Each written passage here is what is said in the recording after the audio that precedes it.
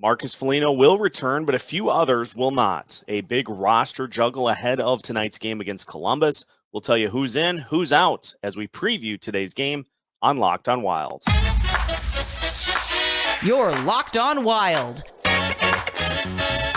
your daily podcast on the Minnesota Wild. Part of the Locked On Podcast Network, your team every day.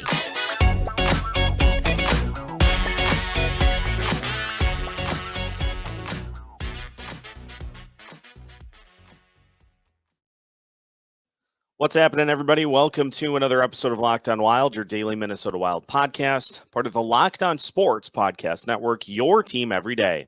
Thanks, as always, for making Locked on Wild your first listen each and every day. Just a reminder, you can find Locked on Wild on all of your favorite podcast platforms, absolutely free of charge.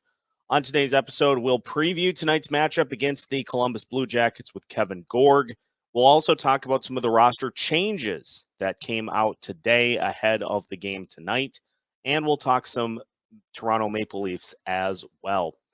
My name is Seth Topol, your daily Minnesota Wild insider. Before we get to Kevin Gorg, obviously there's been a lot of roster change, so wanted to set things straight as this preview was recorded yesterday. No Jonas Brodin, as he is dealing with a lower body injury that'll keep him out for a few games. John Merrill is ill, so he did not make the trip. Dakota Mermis and then Calen Addison will also likely play in this one tonight. Marc-Andre Fleury gets the start in place of Philip Gustafsson. Marcus Foligno will return, which means Adam Beckman sits. So those are the main roster changes ahead of tonight's game against the Blue Jackets. And so let's talk about Columbus with Kevin Gorg of Bally Sports North. Welcome into today's pregame preview edition of Locked on Wild, your daily Minnesota Wild podcast, part of the Locked on Sports Podcast Network, your team every day.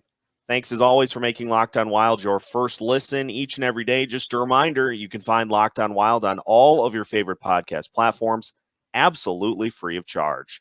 On today's pregame preview of Locked on Wild, we'll talk with Kevin Gorg about the upcoming road trip with games against Columbus and Toronto, and look at some of the lineup tweaks the Wild could make with both games on a back-to-back. Today's episode is brought to you by FanDuel Sportsbook, official sportsbook of Locked On. Make every moment more. Visit FanDuel.com/LockedOn today to get started. We are joined by Kevin Gorg, and Kevin, coming off of a win to close out the homestand, the Wild now head on the road to take on Columbus and Toronto. And let's just start by looking at the Columbus Blue Jackets, who, as we talked about after the game last night, not having a great season.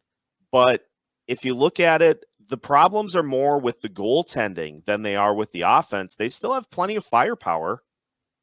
They do, and they're a dangerous hockey team. You wonder, as you look at the standings now, when we're late in the season, if teams are tanking for a chance at that first overall pick. There's been a lot of speculation about how good that pick could be. This team, though, especially if you look at what they've done the last couple of weeks, they've gotten some good goaltending. They've beaten some high-quality teams. I look at wins at Dallas. I look at a win at Toronto. And in the building where the Wild will be playing here at Nationwide on Thursday night, they just got done beating the Winnipeg Jets, who are ahead of the Wild, second in the Central Division. So 3 quality wins in the last 10 days, some better goaltending. Johnny Gaudreau has had a disappointing season with 15 goals only and a -16. He's a little banged up, missed their most recent game. He's day-to-day.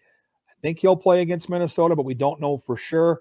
Bottom line is, if you want to be a playoff team and you've got the Columbus Blue Jackets for 2 games within a week, you want to win them both and get those 4 points. And then, whatever you get in Toronto would be gravy. But this game, to me, sets the tone for the whole week. Off a very good homestand, you go to Columbus, there can't be a letdown here, Seth. Kevin, I've seen some people suggest, and I wanted to get your thoughts on this thought process of starting Gustafsson against Columbus to ensure that you get the win there, with not really sure. Toronto is one of the best teams in the NHL, so it's going to be a tough go regardless of who's in net. Do you like that thought, or should the Wild maybe go to Fleury for Columbus and then save Gustafsson for Toronto?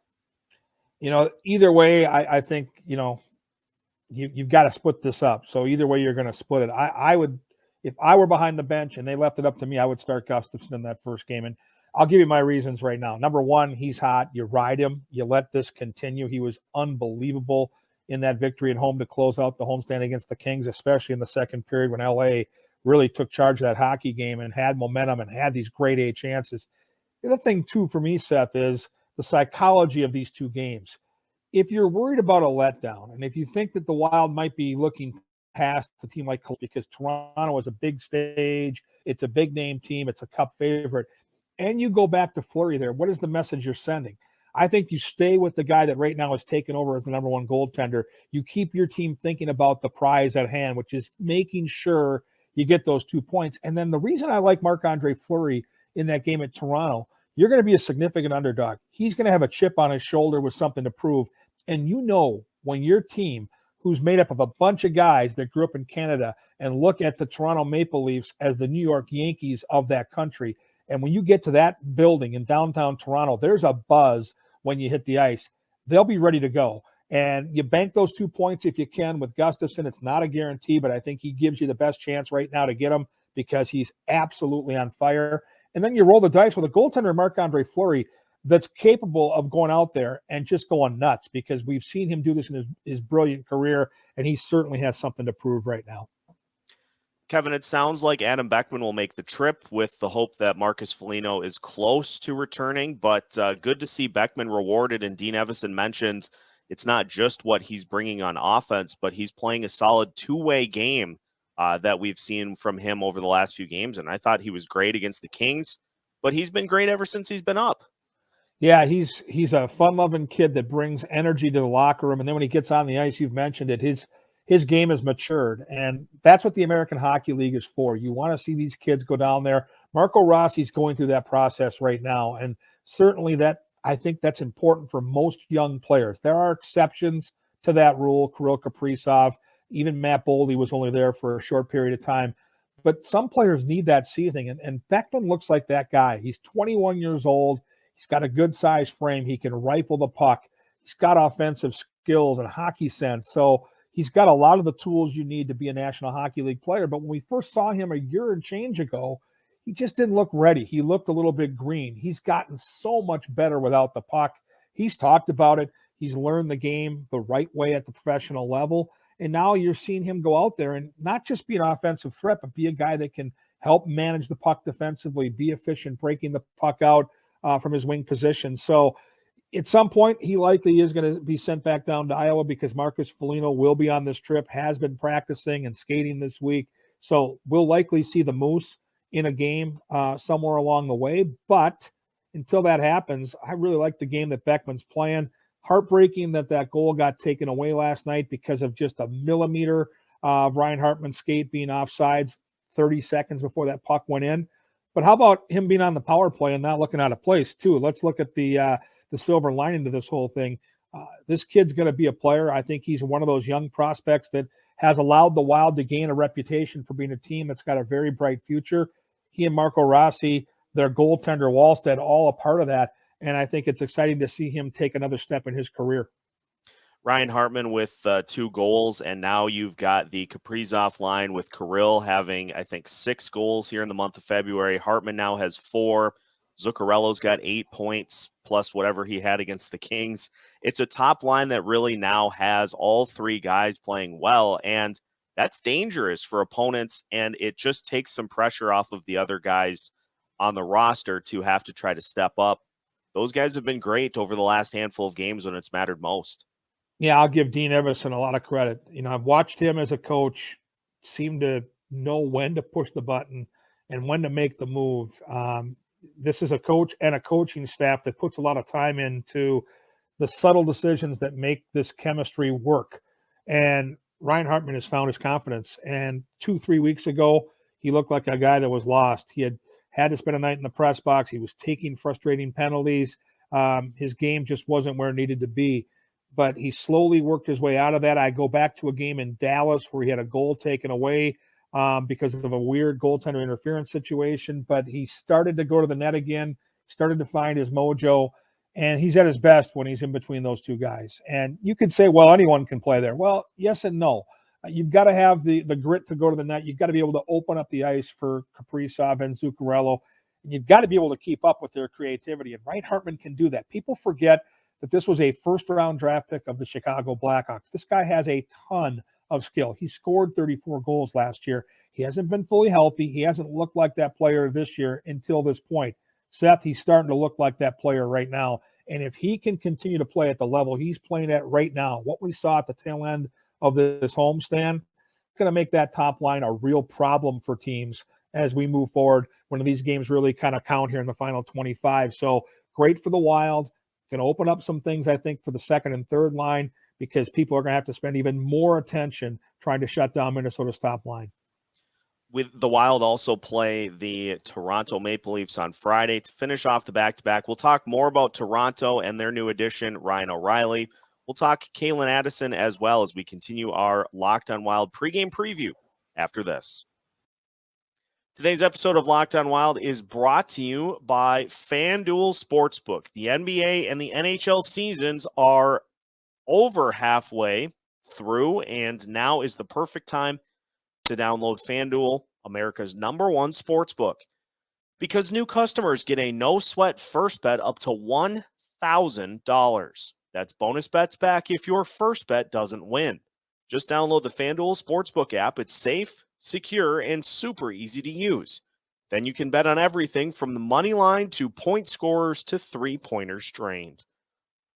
Plus, FanDuel even lets you combine your bets for a chance at a bigger payout with a same-game parlay. So don't miss the chance to get your no-sweat first bet up to $1,000 in bonus bets when you go to FanDuel.com/lockedon. That's FanDuel.com/lockedon. Make every moment more with FanDuel, an official sports betting partner of the NBA, the NHL, and Locked On. Continuing today's pregame preview edition of Locked On Wild. Thanks once again for making Locked On Wild your first listen each and every day. Seth Topal joined by Kevin Gorg. Kevin, the Maple Leafs on Friday, Austin Matthews, Mitch Marner. We know the names. It's a very dangerous team. Ryan O'Reilly with a hat trick in his first game for Toronto. So you get a guy who has been around the league quite a bit, and he brought them an instant spark in his first game in a Maple Leaf sweater. Well, it's a big prize. And so far, as you look at the NHL landscape as we count down to March 3rd and the trade deadline next week, this is one of the big fish that got moved. St. Louis is selling right now. He's got the cup cred from winning there. He's the best face-off man in the league. And so when you think of Toronto and the weapons they have, think about puck possession and how much that matters. And now you've got him on a line with John Tavares, and there's been instant chemistry. They were phenomenal in that game. Watching part of that back this morning, that line could not be stopped. Buffalo did not have an answer in that first period for what that line can bring. And then you have a couple of high-end lines because you still got Austin Matthews to deal with, maybe the best goal scorer on the planet. So it's going to be a huge matchup for Minnesota. It's going to be a big stage in Toronto. Maple Leafs are fighting for a different kind of playoff positioning. They know they're likely going to have to play Tampa Bay in that first round. And so now they're jockeying to see who has the all-important home ice. And that sure looks on paper like a series that has the potential to go the distance. So why wouldn't you want to have Game 7 on home ice? We know about the pressure that those players play with in Toronto. It's a fishbowl. It's a fun city for a hockey fan to visit. I love my time in Toronto. The Hockey Hall of Fame is a must. But you read the papers, you watch the TV, and man, they really overcook that product. I mean, they micromanage every day what's going on with the Maple Leafs. And I think that's really boiled over and really created some issues for this team come playoff time. And they've got some real skeletons in the closet when it comes to the postseason. But right now, in February, off what I saw in Buffalo last night, where they blitzed the Sabres and built a 5-0 lead, that's going to be a really big test for Minnesota here in a couple nights. Let's talk Calen Addison, who we've seen what has been mentioned with Michael Russo on The Athletic, other sources just talking about the situation there. Obviously, he's frustrated about not getting in the lineup. And it comes at an unfortunate time, too, I think, because now that this team starts to win again, it's one of those situations where who comes out? I mean, the team's playing well, and so his situation is a frustrating one for fans. but it's not the last time we'll see Calen this year for sure. No, and you might even see him in a situation this week because Alex Goligoski likely is the man that comes out if Addison is reinserted in the lineup and in a back-to-back scenario with an older player. It wouldn't shock me if in one of the games, maybe the second game of the back-to-backs in Toronto, you bring the speed and skill of Addison back in that lineup. I think fans overblow what Addison brings to this team, and he's a terrific offensive weapon. I think as the Wild have navigated their way through the ups and downs of this season, they have finally figured out who they are. Last year, there was a hangover of, okay, we're going to go out there and be able to outscore teams. Well, we don't have Kevin Fiala. We don't have that second line superstar. So now we can outscore teams, and we're going to get beat if we try to play that way. So they've evolved into a team that can still put out plenty of speed and pace and skill, but they have to do it with defense. They have to defend first and score when it counts. Winning games 3-2 and 2-1 is the way they're going to be successful. Well, Calen Addison is a great offensive weapon. If you really truly watch this kid 5-on-5 in the defensive zone, there are deficiencies to his game. They'll get there because the kid has heart, the kid has speed, and he has the skill, but he hasn't had to be that player yet. At the NHL level, everything gets exposed. And so I've had the conversation with the coaching staff. I've talked to Wes Walz and Ryan Carter and Ben Clymer, who won a cup on the blue line in Tampa. There is still some growth to his game. And so they're looking for him to take another step. They've seen bits and pieces, but most of his production, if you look at his stats, and his stats look great, he's going to set the record for points by a rookie defenseman in this organization. That's wonderful, but 90% of his production is done on the power play. And I got to be honest, there are a lot of players that can quarterback a power play. When you look to your left and you see Zuccarello, to your right and you see Boldy, and you've got Matt Zuccarello floating around. There are a lot of guys that can gain points in a power play situation with that. And he's been fine in that position, but there needs to be more 5-on-5, and that's what they're looking for. He's a young kid. This is a part of the learning experience of being a pro. And I think fans, because we're all geared to play daily fantasy, and we want to look at stats and we want to look at production. That's not what the coaches are looking for. They're looking for a path to victory. And if you question Dean Evason, remember what he's done as a coach with this organization and look at what they've done. To your point, Seth, when they needed these points the most, Addison was up in the press box, and those last 3 wins were won how? With good goaltending and solid defense. That's the template for this team.